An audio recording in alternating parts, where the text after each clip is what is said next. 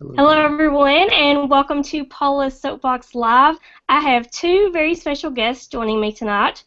One is a very talented singer-songwriter by the name of Keaton Simons, and I'm sure most of you are familiar with his music because it has been featured on everything from The Young and the Restless, Hollywood Heights, The Good Wife, Private Practice.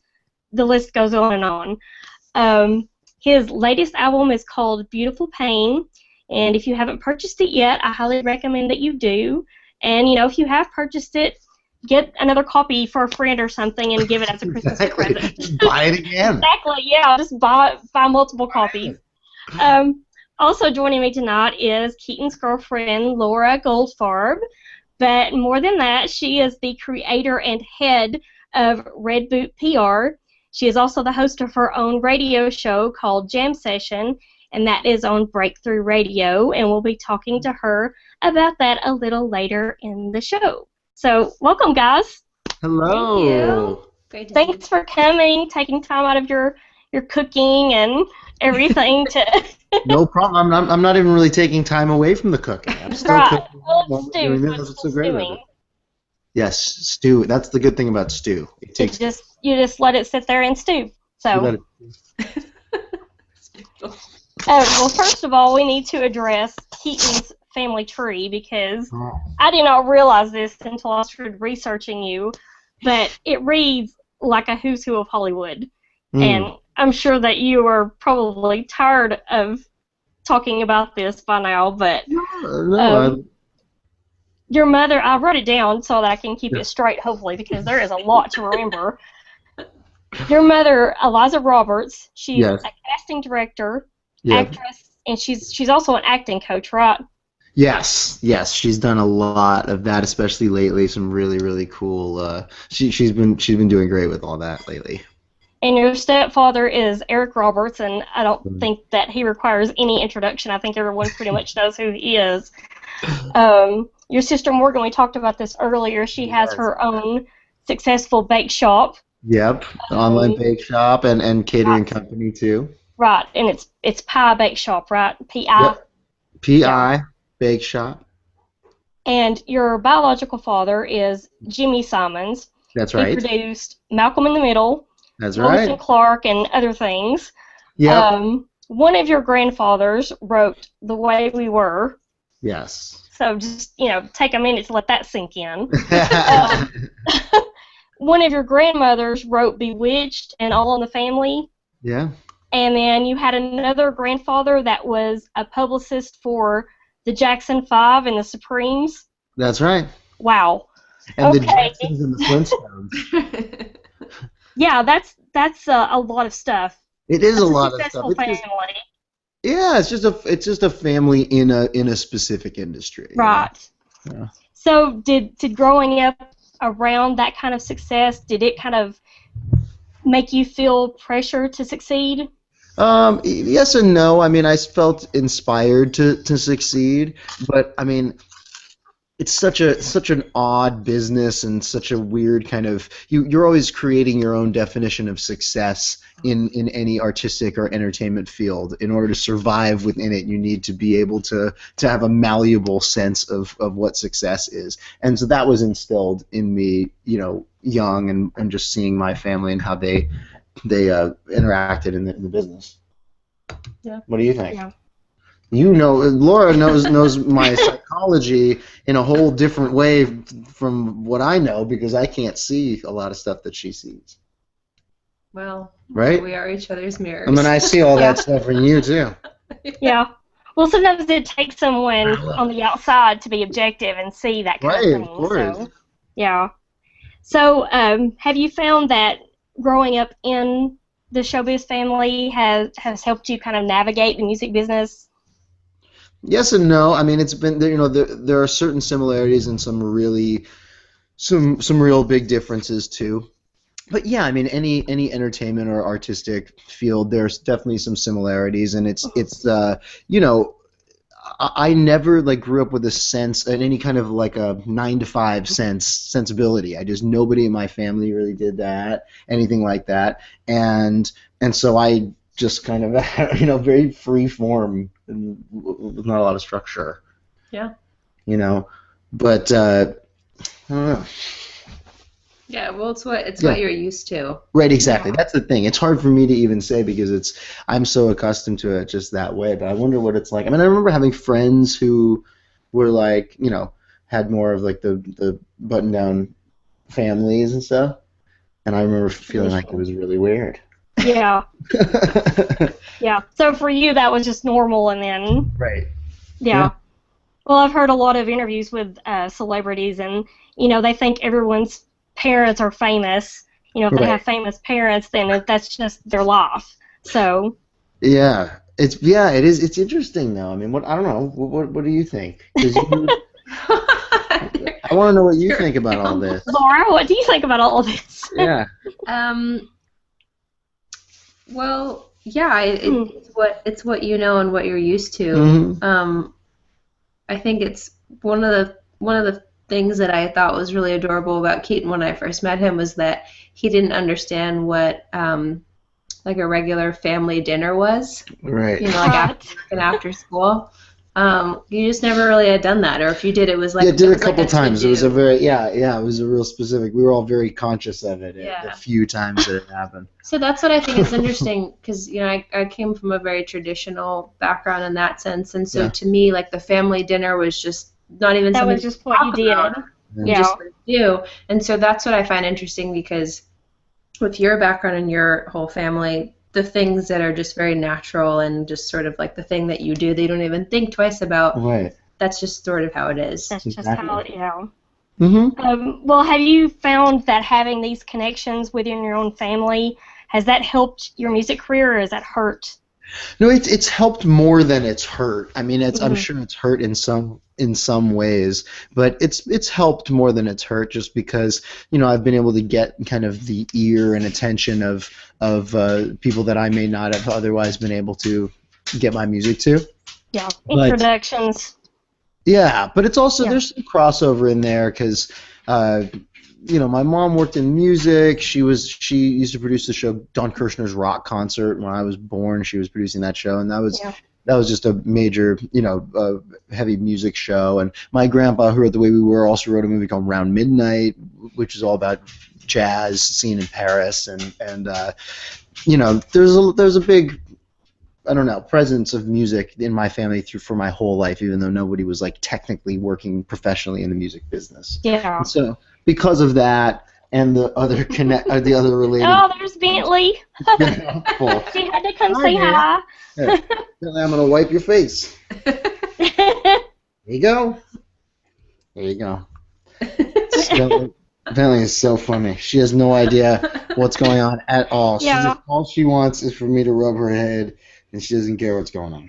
Right. Well, I'm surprised my dog isn't in here right now because usually he hears me talking and he runs through the door and, wants to be petted, so. Oh, what kind of dog? He's a mixed breed. He's part Cocker Spaniel and part some kind of Terrier Schnauzer concoction. Cute. Yeah. He's just a fuzzball. He's stealing your spotlight is what's happening. Yeah. Right, okay. Bentley, I should have had questions together for you. I know. Well, she was burping over here. She was saying Picked up on that. So, is it true, Keaton, that you were picking up Beethoven by ear from the piano when you were little? It is true, actually. That is true. So, were you just picking up like you would recognize the Beethoven music, or were you actually? No, I would be able. My mom plays piano, and so she would play, and I would see and hear her play, and then I could play it. And then you could play it. Wow! And how old were you? I was pretty little. I don't know exactly how old. I was very, very young. Wow, that's impressive, though. Yeah, I mean, I wasn't like, right. like standing on, one foot up on the keyboard throne. Well, just the fact that you could pick it up, though, is impressive. Yeah, it's just my connection with music is something that's completely inborn. It's been with me my entire life. Right. It's developed over the course of my life, but there was never a time before I discovered music. or before I became connected to it. It's always been an extension of me in that way. Right. So how many instruments can you play now? I don't know, a bunch, but I mostly play guitar. I play guitar, I'd say, way better than I play everything else. But I play everything else pretty well also. Like I play bass a lot. I love playing drums. Anybody will tell you I'm not the best drummer in the world by far, but I do love playing drums. It's so much fun. And then I studied ethnomusicology when I was in college, and I played a bunch of instruments from all over the world. I studied a lot of instruments, a gamelan ensemble, Indonesian gamelan ensemble, like all kinds of cool stuff. Wow, I have no idea what any of that is. Exactly. That's but it's really fun. It sounds impressive, but I have no idea what any of that is. Yeah. Well, I've gone back and forth about whether to address this issue or not. But it's been pretty well documented, so I'm not going to ask you to rehash everything because that would be tacky, I think. But you and your stepfather went through kind of a difficult time. Definitely. So, and you've come out on the other side of that now, so to speak. So, did you find going through that affected your music in any way? Yes, in the sense that, since music is like a real direct extension of me, that everything that affects me deeply affects my music profoundly also. That whole experience certainly has been an extremely profound experience, an amazingly positive and wonderful growing, learning experience. It's just like, looking back on that, it's just one of the best decisions I've ever made was to just kind of let go of that anger and move forward with forgiveness and openness and love, and it's just been great since. Yeah. So I have no complaints about the way all that stuff went down, and yes, of course, it definitely plays itself out in my music. Yeah. Because my goal with my music is to express myself, especially in the stuff that I'm going to be making and I'm creating right now. I'm really kind of specifically focusing on that, like finding what I'm trying to say on a deeper level and allow that to be expressed, directly through the music without it being obscured by a lot of other things. Yeah, well, that's good. Well, moving on from that and on a much lighter note. Yes. Laura, so how did you and Keaton meet? Oh, you tell the story. I'm gonna go check on these vegetables. He's gotta go check on his stew. Okay. This is a perfect girl talk. Perfect. Girl talk. I don't even want to be here for this. How did we meet? We met about 5 years ago in upstate New York at a festival that my PR firm was handling and that Keaton was playing. And it was funny because it was sort of one of the first projects that I did with Red Boot. When I kind of just left my old company and I started Red Boot. And it was sort of like a jam band hippie meets singer-songwriter festival. And for me, my whole background up until this point had been all just kind of like the jam band scene. That's where I started with radio, and so I kind of brought everything in PR over that way too. So the singer-songwriter thing was very new to me. So as I'm going through the list of all these artists performing, Melvin Seals and JGB, Lettuce, Keaton Simons, it was Tyrone Wells too? Yeah, Tyrone Wells. Trevor Hall was there as well. All these guys that I had never heard of before because it just wasn't my world. So I started the process of kind of, just investigating all of them and getting all their press materials, and I came across Keaton. I'm like, oh, that sounds like a interesting guy. I'll have to check him out. And the first day that we were there, I walked into one of his performances and was pretty impressed. We, you could call it love at first sight. I was going to ask if it was love at first sight. It was for me. It was for him. I was very resistant, and he was very pushy, and he tells the story a little. It's much more romantic, his version of it. Mine is sort of like, he was really cute and really talented, and he wouldn't leave me alone. Yeah, sounds like a stalker, so slightly stalkerish. Right. But still very sweet and really wonderful. But it was cool. It was a full weekend festival, and it was in the middle of the winter in December in upstate New York, and it was snowing. And the idea of the festival was basically concert goers and the artists were all in this one hotel together, just kind of hanging out for the whole weekend and jamming and playing. Yeah. And so, I was working it and running around, had all my girlfriends there and just kind of having a good time. So we got to spend the whole weekend together, just kind of getting to know each other. Yeah. Which is cool. It's, I don't know that in most cases you really have an opportunity like that. It's sort of like you meet someone and then you kind of go off and do your thing. Oh, totally. Especially if you meet somebody at like a Work thing. a show or a professional thing. It's usually not something that lasts for 3 days. Right. I don't know if it's a good thing or a bad thing. Right. It's a good thing in our case, I think. I think we're doing all right. So that is how we met, and then about a week or two later, I was living in Boston at the time. I flew out to Los Angeles to visit Keaton for about a week, and then I flew back to the East Coast, and then I was on the phone with him around the holidays, and he's like, "What are you doing for New Year's?" And I had no plans. He's like, "Why don't you just come back? Just come back for New Year's and let's hang." Right. Flew back like a week later, not even a few days later, and I was only going to stay for a week, and I ended up staying until past February. Yeah. Oh, wow. Yeah. Yeah. So he had you then, so.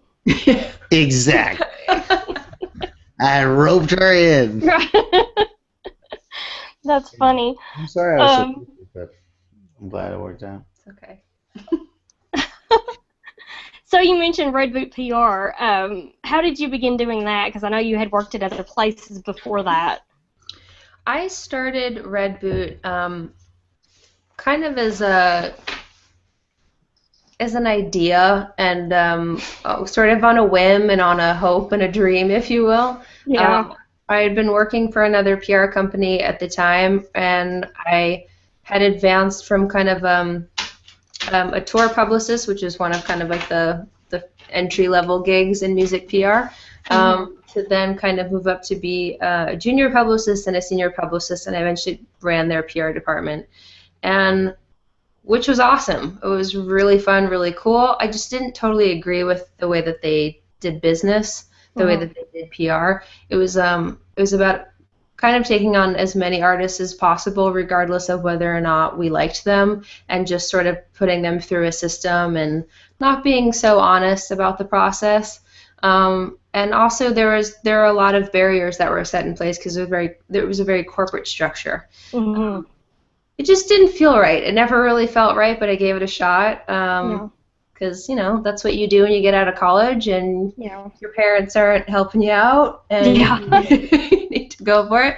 You have to start somewhere. Exactly. So I started that, but then the company got picked up, moved out to LA. Actually, they offered me the same job in LA, but I was like, you know what? This is the perfect time to say no and the perfect time to leave. Right. So that's why I started Red Boot. What else am I going to do?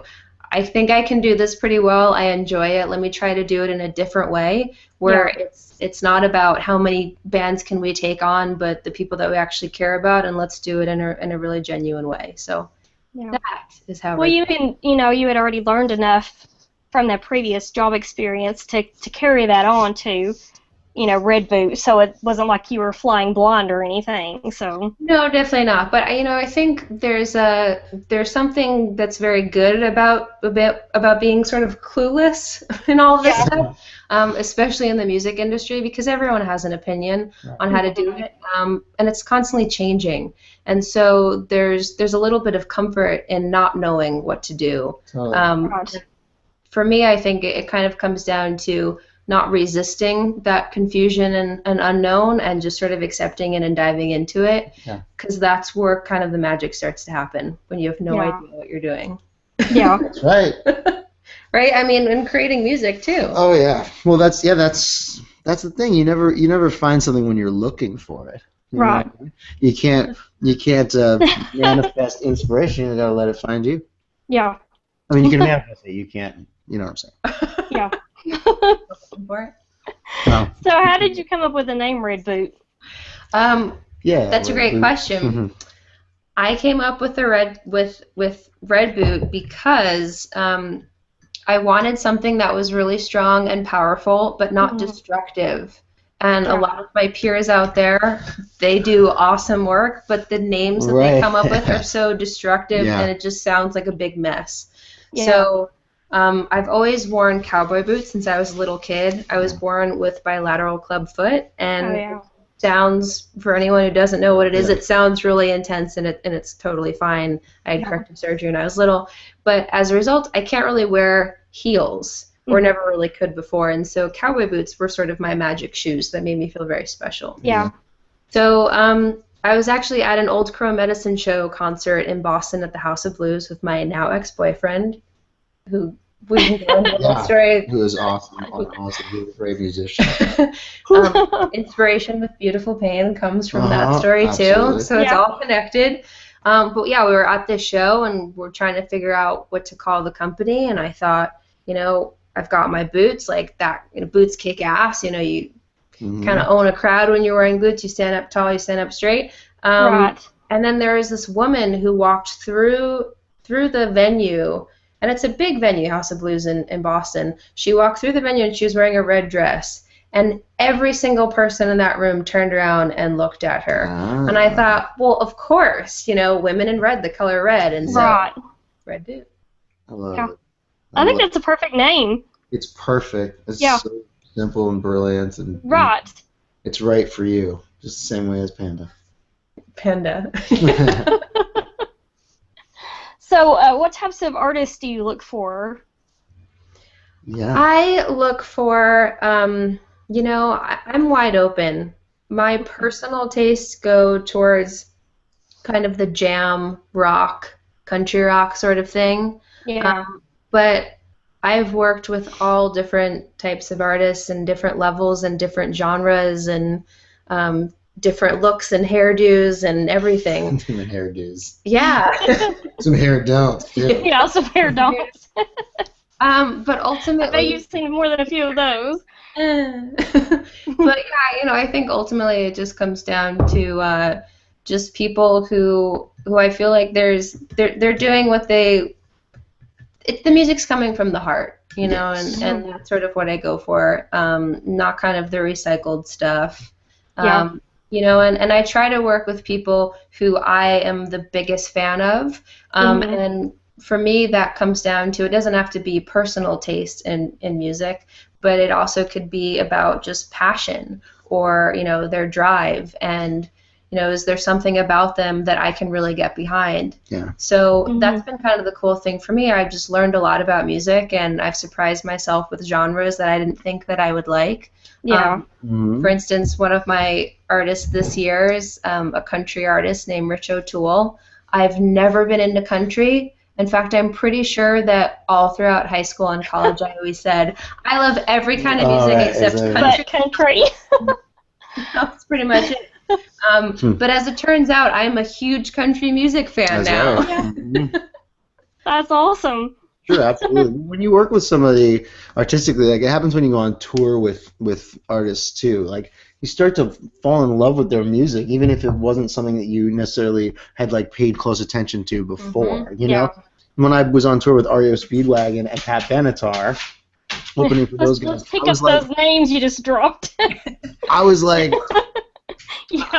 but I was just blown away because I got such another level of familiarity with their material. Of course, I knew all the big hit songs and was familiar with them and had heard them my whole life, but I never was like, listen to them and really paid attention or listen to it every day of my life. You know what I mean? So it's amazing though when you spend more time and you can opening yourself up to more music and liking more diverse genres of music is only a good thing. Yeah.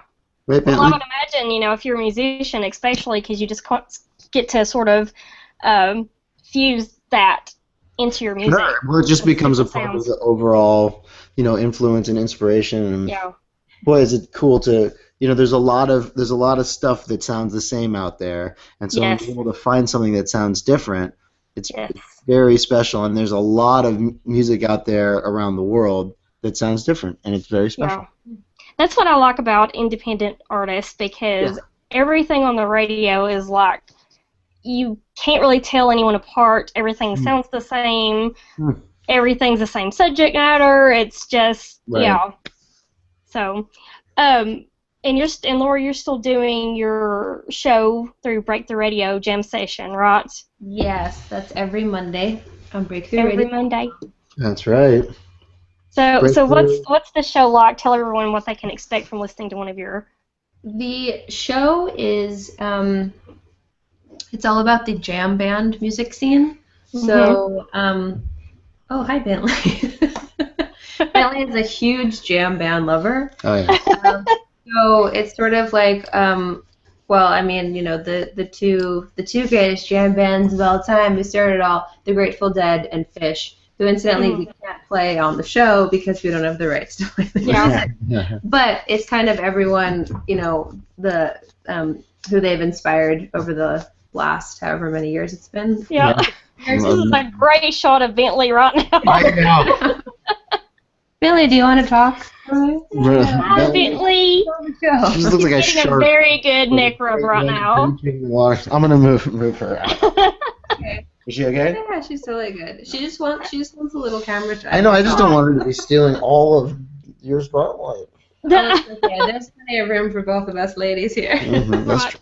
Yeah, Keaton, you're a little bit outnumbered tonight, so I am. just realize, you know, it's all female. I like that ratio. Right.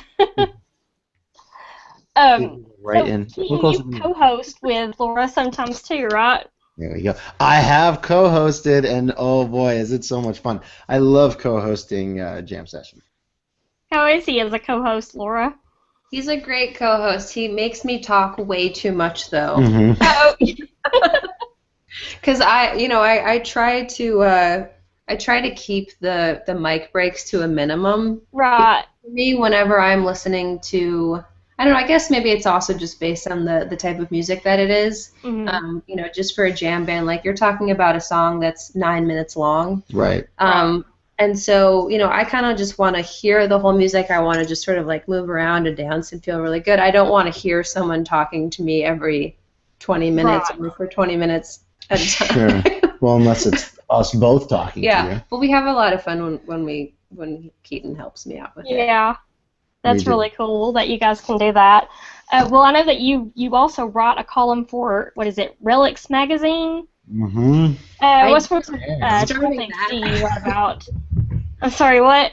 Oh, sorry, Bentley was shaking, so it's like an earthquake here. Yeah, I bet.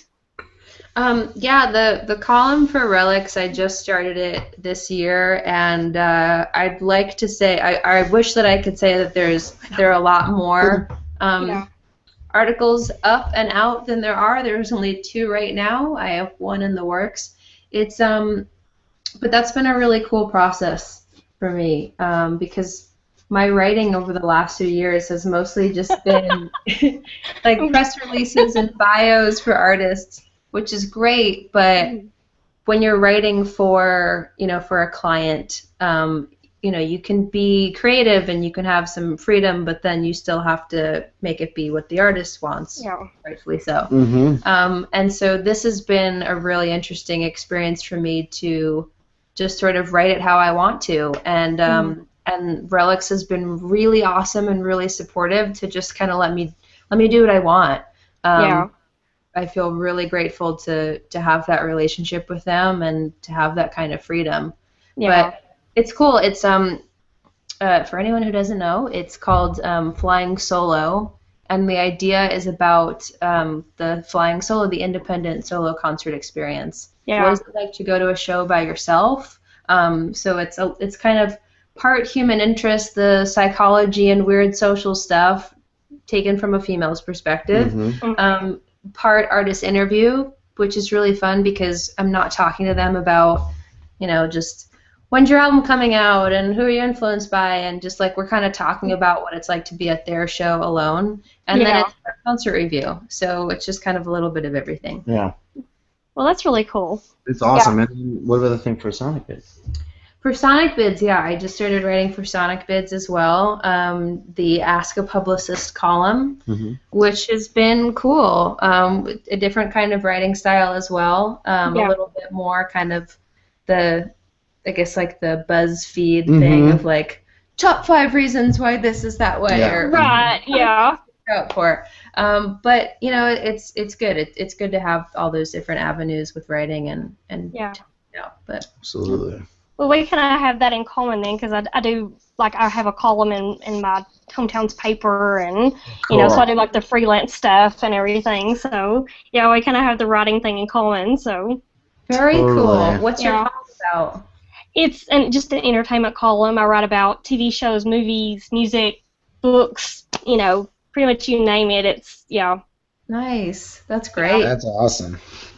So, and then I have the, you know, of course I have the blog and everything, so I write in it from time to time. I've kind of slacked off on that a little bit, but, you know, you get busy with other projects, and it's hard to keep up with everything. So, well, in addition to that, all of that is, if that wasn't enough, you also make jewelry.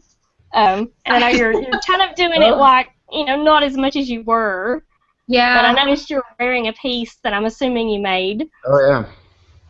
Yeah. That's very pretty. I love that. That is so funky and so pretty. Yeah. Yeah, you know, it really just kind of comes down to, it's just all mostly feather earrings, because I got really tired of buying ones that I didn't totally love.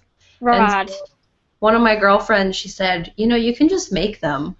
Yeah. And I thought, you're a genius. Yeah. Right. People started saying that they really liked them, and so you started making them for people. Yeah. And you had an Etsy shop. Are you not doing that anymore? I do have it up there, but you know, it's funny. I have a really hard time keeping up with it, because it always, every time I go and check it and I think that it's up and running, it says all of your listings have expired. So I'm not very good at that. Yeah, so I know nothing about Etsy, so I can't help you there. But yeah, I mean, Etsy is really great. It's been, I buy a lot of, you know, gifts and stuff through Etsy. I love handmade art and just all of that stuff. Yeah. Like, I just geek out on it. Yeah. But yeah, I mean, I've been making these just sort of for friends and whoever sort of requests and wants them. But maybe we'll get a lot more requests now that, you know, you've kind of shown it off a little bit. Totally. Well, you're always. It's true. It's become like a I think you signature I think you want to be a bird.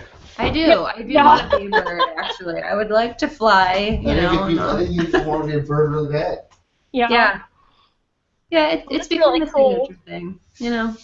I like to talk to people who are crafty like that, because, yet again, that's something else we have in common. I like to do the crafting stuff. I make jewelry every now and then. Not as much as I used to, but I do like the macrame and stuff like that. So, nice. Yeah. Are you wearing anything of yours? I'm sorry, what? Are you wearing anything of yours right now? No, I actually don't have any jewelry on tonight. And I don't have any of it handy to show you, or I would have broken that out. But yeah, I've kind of gotten into the macrame a little bit this year, and, you know, made some macrame stuff. I like to do that every now and then, because it's, you don't have to think about it. You know, you can just kind of sit there and zone out, and, you know. I'm totally with you. That's how it is with feathers, and then until there's just like a sea of feathers on the table and on the floor. I would imagine that feathers gets kind of messy after a while when you start. I don't know that you can appreciate it, but yeah, they just feather. Yeah, they just feather. Yeah, and you speak, let's see, you speak Spanish and Italian too? Wow. I do. It's been a long time since I've practiced any of that, though. Yeah. You really did your research there, Paula. What else are you going to pull up on me? I don't know what we're going to dig up here. I'm very thorough. Some would say overly thorough, so. No, that's awesome. Yeah, Spanish, Italian, Latin, sort of English. You? Yeah. Yeah, English a little bit. Yeah, just English a little bit. English. Just a tiny bit of English. I speak Bentley also. I'm very good at speaking Bentley. Right. I imagine you're fluent in that, so. Bentley is a very challenging language. Yeah. Keaton speaks French. A little bit. See, that I did not know. I had to really dig around to find information on Laura, because she's kind of a closed book compared to Keaton. So I know. I don't know, but no, I don't. I speak so little French that it's not worth mentioning it anywhere. Oh, well, let's see. Keaton, a few years ago, you created your own label. I did. So tell me about that and why it was important for you to go that route. Well, I mean, I had a lot of experience working with other record labels, some major labels and some independent labels, and I had a record that I wanted to put out, and I felt like I had was able to assemble a team that could make it happen, and without having to deal with all the kind of garbage that goes along with dealing with labels. I mean, really, that's kind of the long story short of it. It ended up being a very cool thing, a real learning experience. It's the music industry at this point, depending on what you're trying to do, there's not even really a need for a label, even your own label. I mean, it's like, it's just, and that's the thing. It's kind of, it was a little premature maybe to do something like that, but I don't know. I think it just all kind of came down to timing. I take a lot of responsibility. I think it came down to timing, material, So, I don't know. It's interesting that you say that, though, that, now we're in a point where you don't even really need a label because, right. I feel like you started that label when it did help to have a That's label. true, I did. Or when it did, because that's kind of the thing, like, in doing PR for anyone's record, for a while, if you were saying that an artist was independently releasing their record, like you had to make a distinction that said that it was a label or they were independently releasing it. And I would actually recommend to my artists, you might want to make up a labal. Right, exactly. Whether it's just come on the with books names. anywhere or not, just make one up because it makes a little bit of a difference. But now we don't even say that they're independently releasing. We just say that they're releasing because it's assumed that they're independently doing it. Right. So I think when you created that, it still wasn't. No, you're right. You're right. It's true. It was during a time where that was still happening. I think it was just like I think we. Whatever. I mean, I don't know how to describe it. I don't want to point any fingers or anything. You know what I mean? I feel like we did as good a job as we could, and we've definitely learned a lot from it and have moved on from that. And it has overall been a real benefit and a real enhancement to everything. There are names that are going along the right. way. Exactly. Well, and then last year you released Beautiful Pain, which we mentioned earlier. Yes. And I actually want to talk about the title track of that album for a second because the two of you have a personal connection to that song beyond the obvious. Right. So what's the story of how that song came about? Well, I started writing that song as soon as we, went our separate ways after those few days together at the festival. So, and I was driving to continue on tour. She was going back to Boston, and just kind of everything rolling around in my head. There's, I was so overwhelmed with emotion and just love, and I've always had a feeling about beauty and love and just joy that it can become so easily so overwhelming that it hurts. And so I've been trying to kind of put that into words and put that into a song for a long time, and that was like the perfect representation of that feeling, and so that's kind of that was the initial spark. But then the story had to continue, and I continued to write the song until the story was at the point where the song was ready to be done. Right? Yeah. Well, you normally add in that you wrote that when I was sitting on your couch. I did. I started it. I started it having no idea what was going to happen with us, but wanting something to happen, and then finished it like a month later or something with her right there on the couch next to me. I was like, oh yes, okay, I've written the rest of this story. Yeah. Well, I know that David Duchovny, to drop another Yes. name, Yes. executive produced the video for that song and made a cameo in the video. Yeah. So, how did your association with him come about?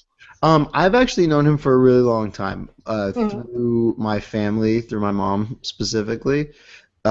She was really involved with him, and early on in his career, really believed in him and kind of championed him to a lot of people, and helped him get things going early on. And so I've known him since I was a kid, and then we kind of reconnected and started hanging out again. And I was on an episode of Californication, Mhm.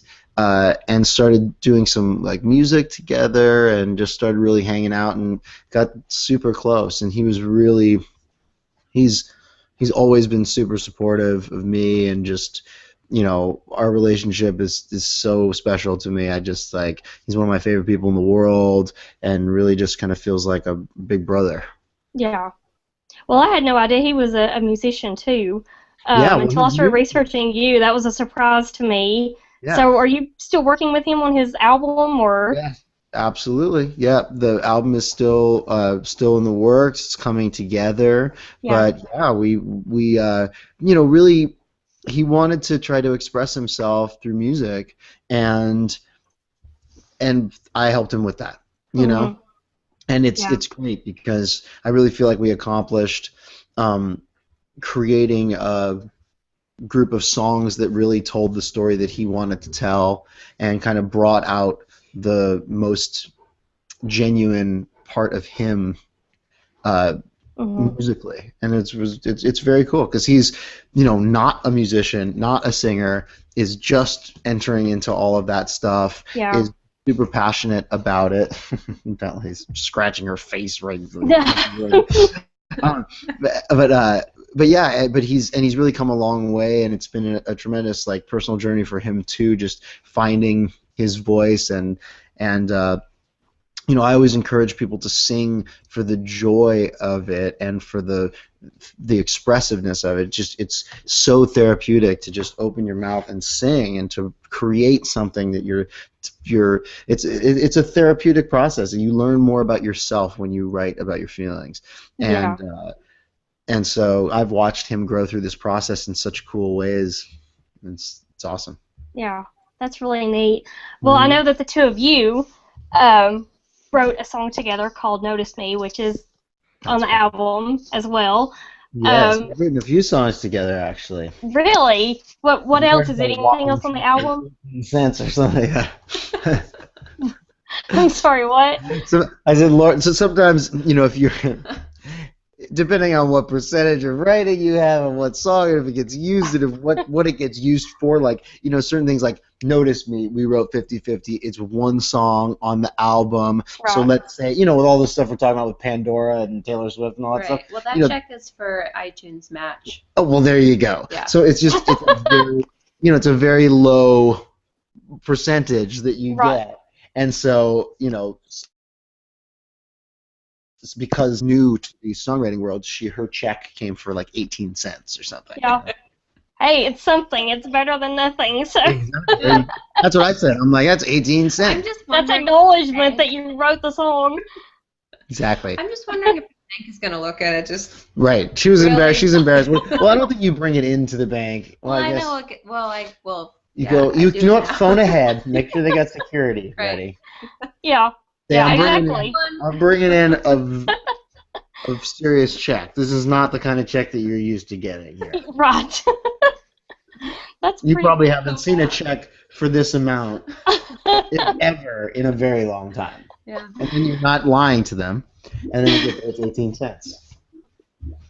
Well, Laura, I know that you were kind of shy and self-conscious about the song. Do you still feel that way about talking about it?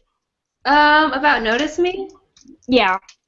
I mean, it's a new thing for me to be so open and vulnerable about personal stuff. Yeah. Yeah. You know, a lot of the other songs that Keaton and I have written together have just been like us kind of sitting down and coming up with something cool and collaborating on it lyrically. Yeah. And my heart is in it and I'm in it, but in a different way. And the writing of that song, I've noticed me, was pretty much I'd been dealing with my own stuff separate from Keaton, and I just wrote out these words, and we were hanging out one night with a bunch of friends, and I mean, I forget exactly how it happened, but I basically just handed him what I had written, and then he created the music for it and the melody. And so it's weird for me to like talk about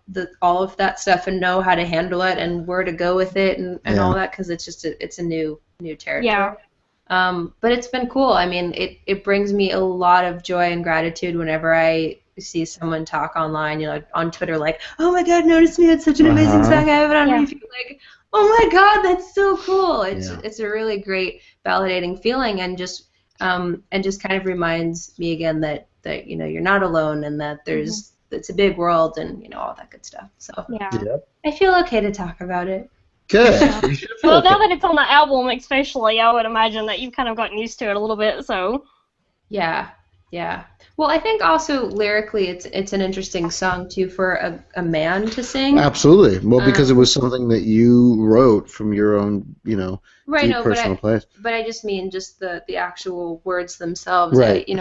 And that's part of why I think it's such a cool track on the record, because I think when you listen to it, it's sort of like, is that coming from you, or are you speaking for somebody else? Yeah. And so I don't know. That's just artistically, I find that interesting about it. Totally. Well, to me, one of my favorite things to do is to read someone's poetry or someone's words and create music to it spontaneously. And that's exactly what happened with that song. The recording that you hear is exactly what I sang the first time I ever laid eyes on those words, and basically read them out loud as a song. And that's the song. Wow. Well, you have another song. It was an accidental toast, but I did toast. Right. It worked out good. That's fine. Toasting with tea. Well, there's another song on your album called If I Hadn't Forgotten, and you've actually got two versions of that song. One with just your vocals, and then you did a duet with Dee Dee Benami, which the song was great to begin with, but when you added her vocals, it seemed like it took it to a whole other level. So why did you decide to make a duet? Yeah. So why did you decide to make it a duet? We had been hanging a bunch and like just kind of jamming out on music. I was checking out her songs. We played a few shows together and showcases and stuff. And I think we were just kind of listening to songs, and it was right around when I was making that record and kind of putting it all together. And we just thought it would be really pretty. We gave it a shot, and it sounded really cool. There was something else that like. You guys had the same manager at the time. That's also true. We both had the same representative at that time. But yeah, it was real. Mostly for me, it was like just because we're friends, and she sang the song very beautifully, and I thought it was super cool. I love that song. It's one of my favorites to play in a certain way. Like I love playing it just solo when I can do it extremely slowly. You know what I mean? Like if I can really, really get into that, because I remember writing it. I remember everything. I wrote it with an amazing writer named Jason Reeves. Sorry. I got a thing in my back. Okay. Named Jason Reeves, who's incredible. He's best known for his writing with Colby Calais. He wrote Bubbly and all that stuff with her. Oh, that's my timer. Oh, he has to go check his stew now. I'll go check on it real quick. But he's incredible. We wrote it together in Chicago, and I remember it so well, and so when I sing it, I kind of connect to that too. Yeah. It makes me better. Jason Reeves, in a romantic way.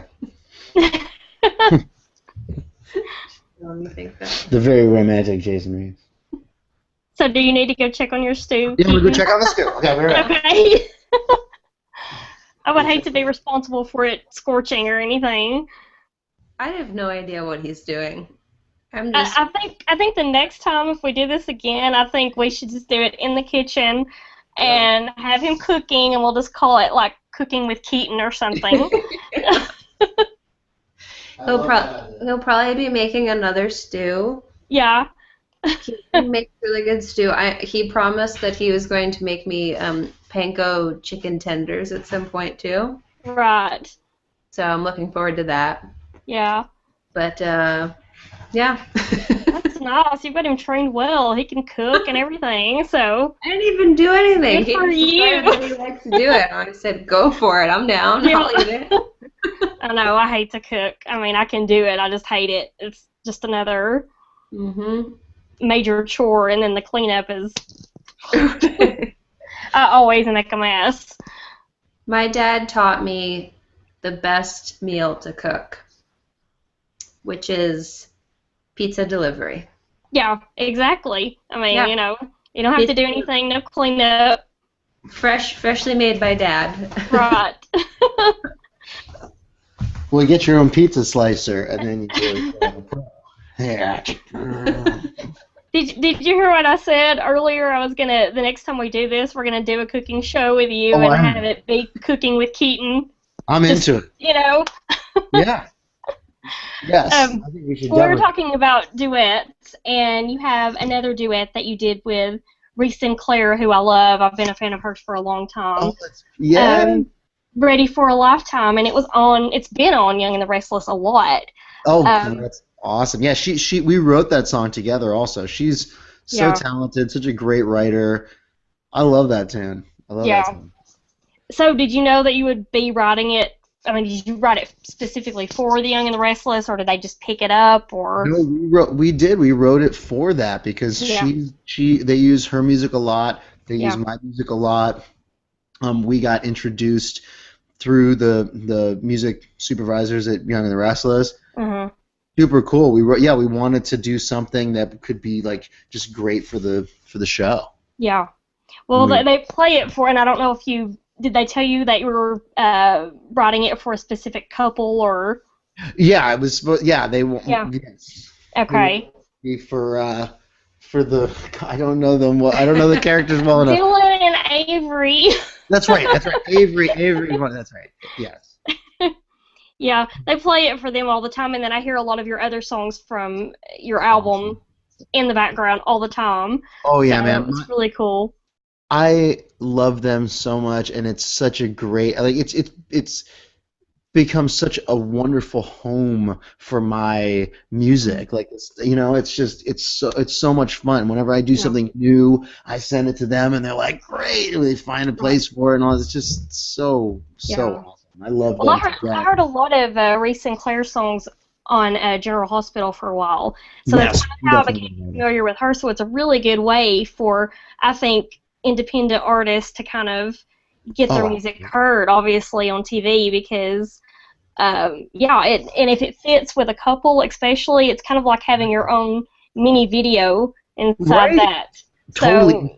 So, I have quite a few of those in between Hollywood Heights and Y&R and a couple of other soaps and really cool kind of dramatic shows that have used extended versions of my songs for like over long montages and stuff. There's some really cool ones out there that are just like with all different songs, and it's so exciting to, because a lot of times with a music placement, it'll be very faint and way in the background or whatever, just a tiny snippet. But really feature it that prominently, it's quite an honor. Yeah, it's free publicity, so that too. And it gets people familiar with your music. And I first became familiar with your music through Hollywood Heights. So that's great. You must like Other Side, so they did that whole. Other Side is my favorite. So. Oh, I didn't know that. Okay. Yep, it's my favorite. So are you still planning on doing a live album? Oh yeah. The live album is recorded. It's ready to roll. We're working on the artwork for it now. Because what we did was recorded it a while back, and then kind of just had it available at live shows and for various special things, but it was never actually released. So now we're doing new artwork. We're going to release it. It's going to be awesome. So is it going to be new songs, or is it going to be live versions of the songs from Beautiful Pain or something? It'll be live versions of some songs from Beautiful Pain, some songs that are not on Beautiful Pain, some from my record before, some that aren't on any other record at all. But it's great, amazing musicians. Paul Allen playing drums. He played with Kelly Clarkson for a long time and played with a ton of amazing people. Darwin Johnson on bass. He plays bass with Colby Calais now, but he's also played with a million other people. And we've all been friends and played together for a long time.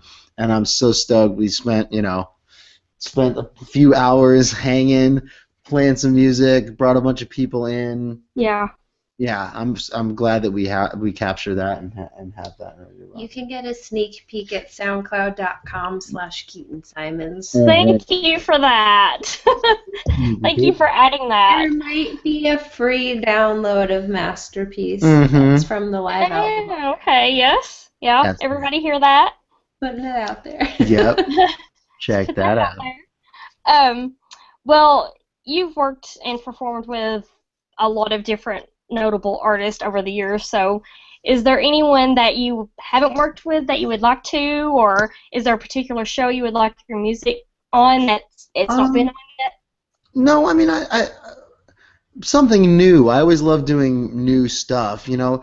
Boy, I would love, there are a few artists who are no longer with us who I sure would love to collaborate with. I mean, I really wish I could done something with John Lennon or Ray Charles or, you know, something like that. Right.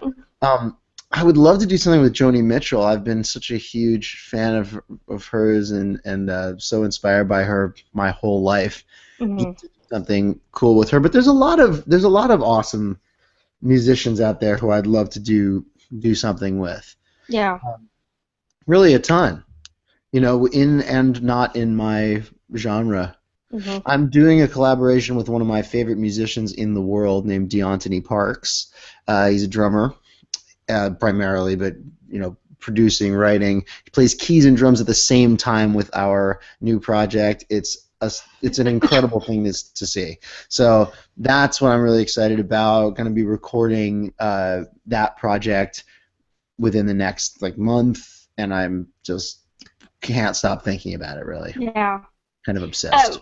Well, you mentioned Joni Mitchell, and she gave you some advice at one point about being an artist versus being famous. So can you tell us what that was? Yeah, she said to me one time.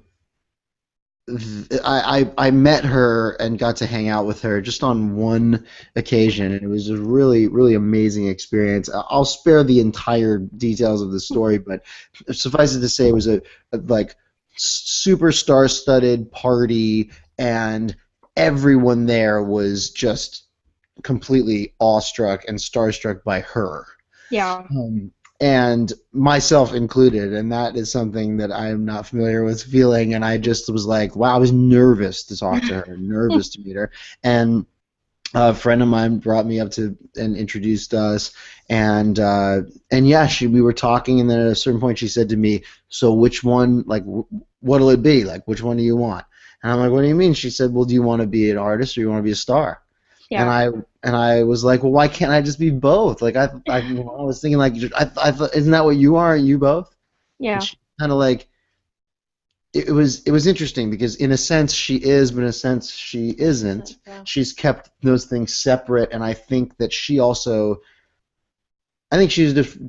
defining term star in a different sense. You know what I mean? Well, I think she's a star because she chose. Because she's a legend, right? Exactly. Right. Yeah. She chose to be an artist. Right, because she chose to do it as an art. But she also sang a lot about, you know, stoking the Star Maker machinery behind the popular song. You know what I mean? There's a lot of. Yeah, I think she had a lot of inner turmoil. I don't want to speak for her or anything, but she did say to me, you know, which one do you want? And I wanted both, you know, and I just I've only recently kind of realized that it doesn't really work that way. I've always wanted it to be, but for me, the choice now is obvious. I just want to be an artist. Yeah. Well, I'm constantly amazed when there are people that haven't heard of you haven't heard of your music because you are so talented, and I'm thinking, why isn't he like this big, I'm sorry, somebody knocking on the door. Oh, okay. Oh, yes. I love that this is just such a real Right. slice of life interview. Right, live TV. I know, totally. Sorry, I got totally distracted. It's okay. Yes. No, I was just saying, I'm constantly surprised that. Oh, right. Oh, why don't people know who I am? Right. It's a good question.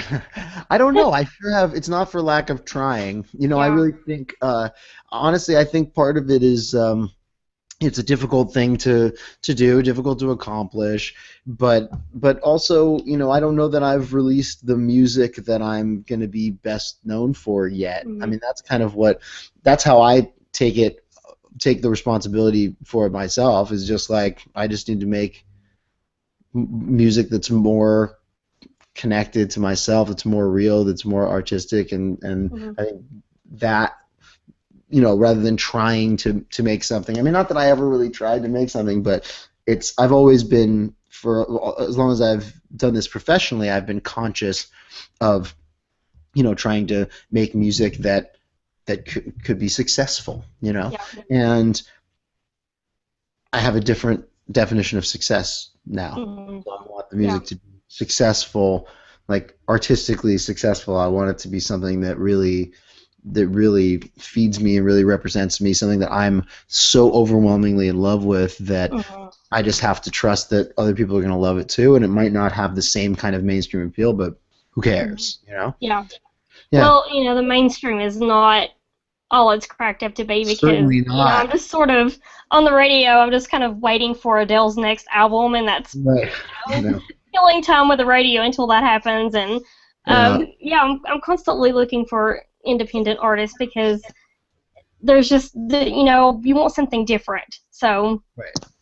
I think as long as you keep writing and keep staying true to your style of music and yourself, I think your audience will find you. So Definitely, I think so too. Yeah. I mean, I really have to just believe that I'm like, everything unfolds as it's supposed to unfold. Right. This is the path that I'm on, and that's just fine. You know what I Don't mean? be so hard on yourself either, because Okay. I think an independent artist really has the toughest job in all of this, because Yeah, it's such an oversaturated market, and there's so many hobbyists that think that they're professional independent artists. Yeah. So you have to kind of push through that too, and then you have to figure out where your place is. Do you do the sellout thing? And is that so bad? And then what does that mean? And then do you play with this person or that?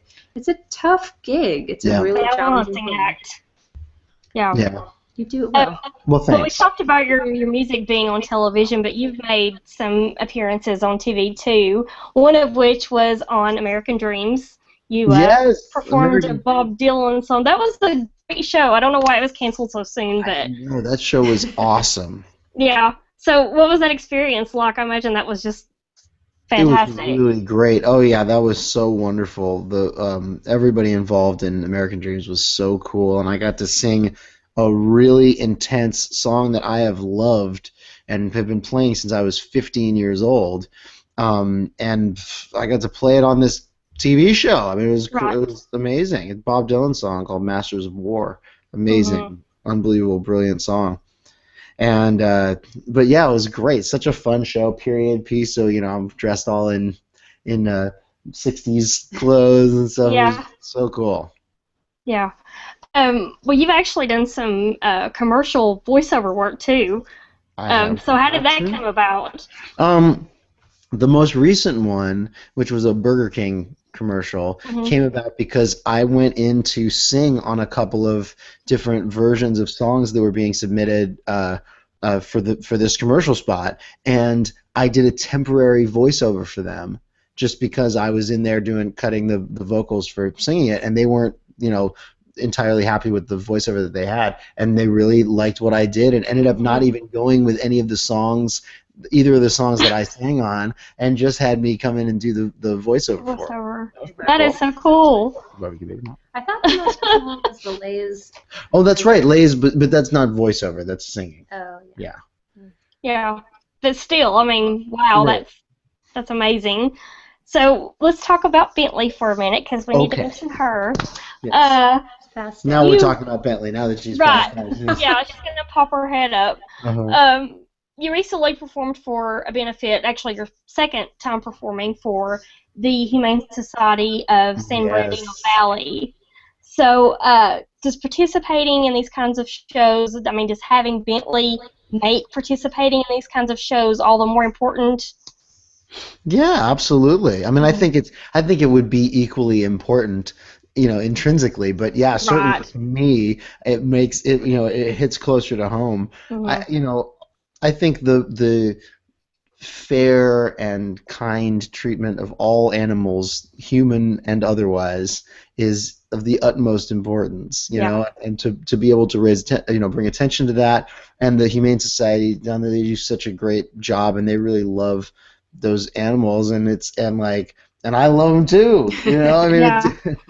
it's so good. Oh, I'm getting another timer. I'll go check. You're gonna check them? All right. You know what you're looking for? Yeah. She's good. She knows better than me. So, are you still doing the Keaton Simons Community Day then? Speaking of helping out. Oh, the King's Islands community. We haven't done that in a little while, but I'd Yeah. love to bring it back. I mean, Yeah. that was such a wonderful thing. That's one of the things that's great. I get to really participate in some amazing causes and just kind of by virtue of the fact that I play music and people want to hear it, like I Right. contribute that way. It makes me so happy because anytime I have an opportunity to contribute to something that helps the world, I always want to do it. Why wouldn't I have? Right. Why wouldn't I Yeah. always want to do that? Well, I noticed that there weren't any posts about it recently, so I didn't know if you were still doing that or if you just Yep, hadn't done it that one lately. yeah, we haven't been doing that one lately, but we'll definitely bring that back. And we're always Yeah. trying to think of, new stuff and Here's why. okay, you want to So, well, it's sort of sad. I'm gonna go but check. You talk about this. It's all good. I promise. It's good. I just want to look and see because I need to see how. Has to double check. So two things happened. One, it was starting to get very depressing. Right. Yeah, I can imagine. There's just like a lot of stuff out there, and so it was just like Mm. not wanting to be a downer, but wanting to figure out how to do this. And then two, there were actually a bunch of people that the things that they set up were scams.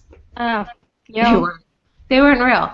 So That's ridiculous. yeah, so unfortunately, that's sort of why we stopped doing. Yeah, he didn't need that notification. That's what This happened. is so funny. But yeah, no, I actually, I think that we'll probably get back into doing it again for Yeah. 2015 and just try to figure out a way to set it up, or maybe like some sort of platform where we can just sort of figure out what's real and all that other stuff. Yeah, Because, weed out. it's a cool thing to do, and it's great because, I mean, people reach out to Keaton all the time, can you help me with this? I have this going on, and just having all that, to have that one spot in one place in one time to say all of it, I think is really great. Yeah. But I mean, I love that stuff though, because there are a number of celebrities that for a while they were, I can't remember who it is now, and you might know this. They were a couple of celebrities. Whenever they would go out, they knew that the paparazzi was going to follow them, and so what they would do is they would write certain charities and certain Mhm. messages that they wanted to get out there for other people, and they would just hold them up during lunch if they were having lunch outside, and Yeah. people would take their photo. I remember this. I love that. Yeah, so that was sort of the idea behind the community day, Yeah. is taking that attention and putting it where it really should go. Yeah. you know. Well, that's really cool, and hopefully you can figure out a way to do that without, having to weed through the scams and that sort of thing. So Too many scams. it's just the way of the world now. It really is. Oh, hey, Bentley, you want to come up and say hi? She's on the table right now. But it looks like she wants to come up. No, Bentley. she's down and out for the count, I think. Yeah. Oh, How old is she? Keaton, you think that she's between, I heard you tell someone today between 9 and 10? Yep. between 9 and 10. Yeah, so she's an older dog too. Yeah, my dog is about. Yeah, my dog is 12. So Oh. yeah, I've had him since he was 5 weeks old. So Oh my gosh. yeah, I've had him pretty much his whole life. So No. you get very attached, and they become part of the family. So Well, Bentley is just like our very large, smelly daughter. right, Giant old lady. yeah. Nice. Yes, she's our sweet giant elderly daughter. So is the stew okay? That's the most important thing. Is that? The stew is okay. Oh, the stew, everything's fine. Yeah. With the stew. Everything's great. It's getting close. So Yeah, I saw it's getting close. Yeah. it's looking really good. I kind of wish this was happening in the kitchen because then we could talk about the food. I could show Right. you. Yeah, I think that you might be getting a little hungry. So. Well, I read that you're working on some film projects. Is there anything that you can talk about with that? Oh boy. What can I talk about? You can talk about Days of Power. Days of Power. Well, I'm acting in a film called Days of Power that I'll let you know when we can talk more about that. But Yes, absolutely. really cool movie, a thriller. Your mom and Eric are both. My mom and Eric are also both in it. It's a family. Yeah. Well, that's really cool. It is. It's fun to get to work with the fam creatively. Yeah. Very fun. Well, I know that you attend the Sundance Film Festivals every now and then. So what is it about that? You attend the Sundance Film Festivals? Yes. Oh boy. Yeah. I love Sundance because it's so much fun. But no, usually either I'm going there to perform or I'm going there like with family that has something going on there as well. So that's or both. That's the last time we were at Sundance together. It was Eric was on an AMC show and so we went there and we hang out with them and then I had a bunch of gigs and it was awesome. So much fun. Well, I want to talk about your Stage It show that you have coming up on the 23rd. All right. It's your second annual Eve of the Eve show. So could you just kind of tell people what Stage It is? Because I think there's still a lot of people that don't really quite get. I know, it's tough to get. I mean, the long and the short of it is it's an online concert. It's a way to basically, it's what we're doing right now. Me playing guitar, hanging on the couch, singing songs, taking requests, you can interact via chat. It's a way to connect from people from all over the world, and it's so I absolutely love it. Yeah. It's such a unique thing, you know what I mean? You don't have to leave your home. No, right, I don't have to leave my home, but it's also No, I mean the people who watch. right. Yeah, that's right. Yes, the viewers don't have to leave their home either. There's no obnoxious dude hitting on you at the bar. That's like true. does it smell gross Yeah. booze? That's true. You set it up yourself. Mhm. Turn on, get the speakers kicking, and make it happen. Because I've got an awesome microphone here. I'm hanging on the couch. Got my acoustic guitar, like doing what I love to do when I'm just hanging out alone and kind of getting into songs, coming up with ideas, pushing myself.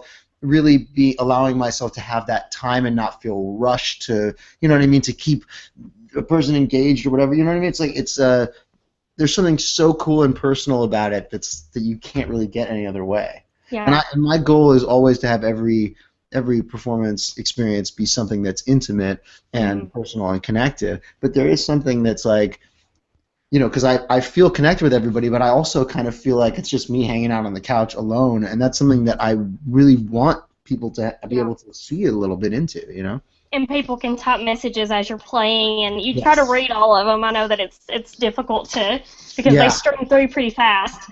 So sometimes, I mean, I can pretty much keep up. I try to not read everything just because I don't want to take myself too much out of it. And every time I start singing the words that are on the screen, and just mess up my own songs all over. But it is a really cool experience, and I know that this one is lasts for an hour. Yeah, and it's pay what you can, so it's really affordable. Exactly. That's the thing. Is like, we want it to be, we want it to just be a cool, relaxed, chill thing, but have it be whatever you want it to be. I mean, dude, you can put this thing. I mean, with today's technology, it's not that hard to pump this thing on a big screen TV with surround sound and have all your friends come on. I mean, you could do however you want to do it, or you could be laying in bed, or you could be whatever it is, you know. So it's pretty cool. You could be in the bathroom too and watch it on your phone or tablet. Yeah. I've done that before. I think I would be. I was in my PJs watching, so yeah, I mean, it's totally. Exactly. Exactly. But you could be, wearing whatever you want, doing whatever you want. It's super cool. Plus, it's a great way to connect everybody and have expand the community, you know? Yeah. Yeah, because I mean, there's people that watch that are in Scotland and people who are in Florida and Australia, and I mean, really all over the U.S. Yeah. All over the United States and all over the world. Germany, we got everybody. Yeah. Yeah. Well, I'm going to put you on the spot here. Would you like to sing a little something and let people know what they can expect? I should probably sing Other Side, because that's your favorite. Yeah, that would be good. I'm not going to object to that. So. Let me see if I should do it. I haven't done this one in a second. Let me tune this guitar. Figure out what key I want to do it in. Let's feel this out and see what key I want.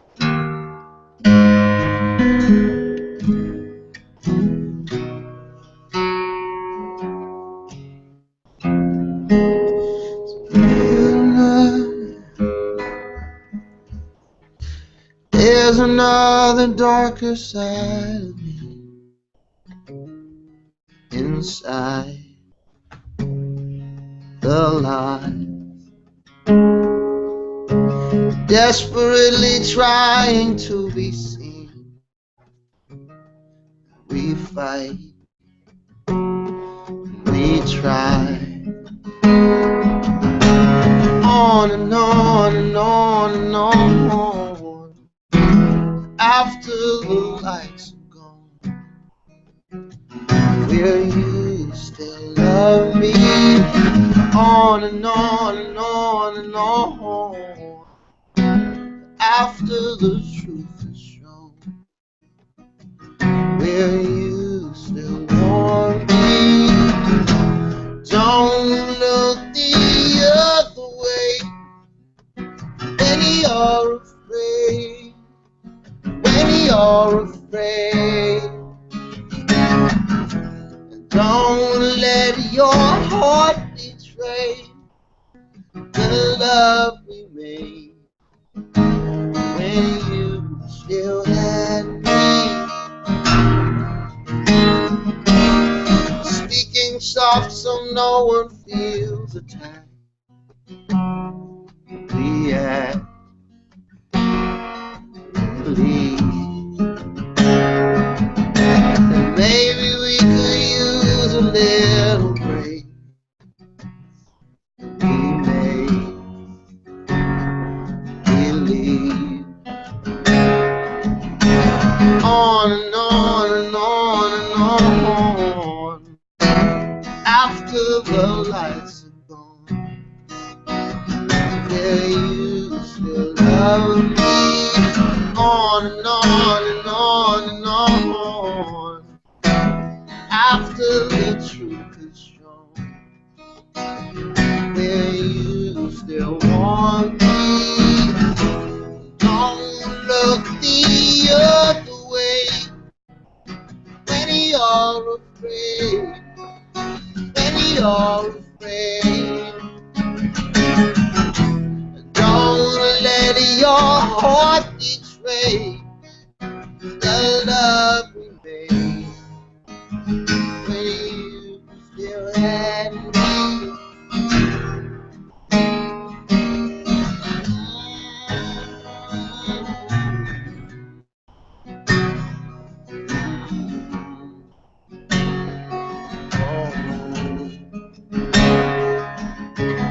On and on and on and on, after the lights are gone. Will you still love me? On and on and on and on, after the truth is shown. Will you still warn me. Don't look the other way. Many are afraid. Many are afraid. Don't let your heart betray the love we made. When you still have me, you still love me, you still want me. Yay! Thank you. Thank you. My pleasure. Thank you so much. Where's Laura? Oh, there she is. Okay. So, did either one of you guys have anything to add before we go? Honey, do you have anything to add? No. Next I've time taken up a we give you a break stew from- recipe. Right. Okay. Yeah. In the kitchen, cooking with Keaton. That's So. right. Well, you guys were awesome, and I'm so sorry that I took up such a huge chunk of your time. Well, please don't be sorry, because we had a great time, and we just Yeah. got to hang out on the couch with Bentley and play a song. Right. And make stew. Works for me. Yeah. Well, your Eve of the Eve show is obviously on December 23rd. It's at 9:30, 8:30 Central p.m. How many tickets are left? There's around 40, but I have a feeling that if need be, we'll bump it up again. Oh, yeah. No, Okay, we don't that's good. include anyone. Well, No. I've already purchased my ticket, so I will see you guys in a few days. Nice. So, I can't wait. I cannot- right. Well, I'm so stoked, and just fun. thank you to everybody out there who's listening and hanging with us, and thank Right. you. Yeah, well, thank you guys. I appreciate it. It was such an honor to have both of you here tonight, so thank you. A pleasure, and a very successful video chat communication. There was this. Yeah. This could be much more awkward and more difficult to navigate, but I think we kicked some booty. Yeah. Yeah, no technical difficulties. That's, yeah. Thank you, Google. That's really great whenever that can happen. We'll tweet Google. Google, Right. you rock. You just gave us a successful hang. Right. And I'm glad that I got to be the first one to interview you guys on Google Hangout, so No. awesome. I always love an exclusive, so Yeah. well, make sure you keep me updated on your film that you're doing. Of course. And I don't know if my audience can see, but I have links on the side of the page for the Stage It Show. It'll take you right to Keaton's page. Right on. And then I have a link for Laura's Breakthrough Radio show jam session. So Nice. it should take you right to her page too. And if you have problems, tweet one of us and we'll try to guide you in the right direction. So Fix you right up. right. Okay, well good night you guys. You go eat your stew and everything. Well, you have a great night too. Mwah. Yeah, mwah. Bye. I'll see you guys on the 23rd. So Perfect. See you then. See you there. all right, bye. Bye.